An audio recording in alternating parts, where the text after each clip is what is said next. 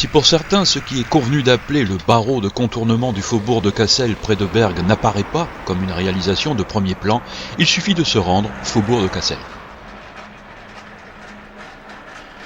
Ce mardi 16 novembre signe donc la fin d'un cauchemar pour les quelques 500 habitants de cette artère routière entre l'A25 et les remparts de Bergues, l'aboutissement d'une promesse faite il y a plus de 10 ans et qui ce matin prend toute sa dimension. C'est une promesse que j'avais faite donc à certains habitants du faubourg de Cassel lors de ma campagne électorale pour les départementales donc, en 2011. Et je pense pouvoir dire aujourd'hui que c'est une promesse tenue. Avec cette simple cérémonie inaugurale, André Figoureux, le président de la CCHF, comprenait Communauté de communes des Hauts-de-Flandre, assisté de personnalités locales, dont le sénateur Jean-Pierre Decolle, le barreau de contournement du faubourg de Cassel a été ouvert à la circulation dans l'après-midi. Certes, cette mise en service va s'accompagner de quelques aménagements de circulation. Non, les habitudes devront changer, ça ne se fait pas forcément automatiquement. Donc respectivement les maires de Sox et de Quadipre avec la communauté de communes qui a la compétence voirie vont mettre en place des systèmes qui vont dissuader ceux qui y passent tous les jours simplement pour le transit d'emprunter encore le faubourg de Cassel.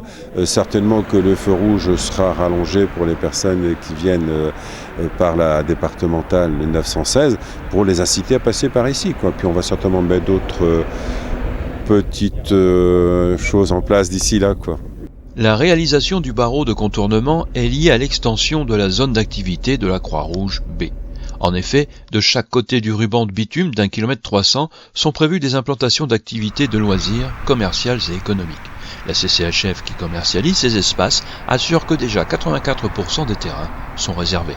Pas plus tard que hier soir, nous étions en réunion de développement économique et c'est la première étape pour la vente des terrains aux propriétaires de Leclerc et également à Madame Geloun qui va porter tout le projet d'aménagement de la maison.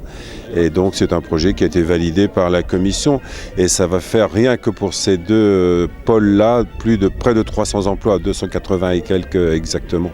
Si la réalisation du barreau de contournement avait pour objectif premier d'améliorer considérablement les conditions de vie des habitants du faubourg de Cassel, un deuxième objectif, économique celui-là, avec des emplois à la clé, s'est greffé et il semblerait bien qu'il est lui aussi en passe d'être atteint.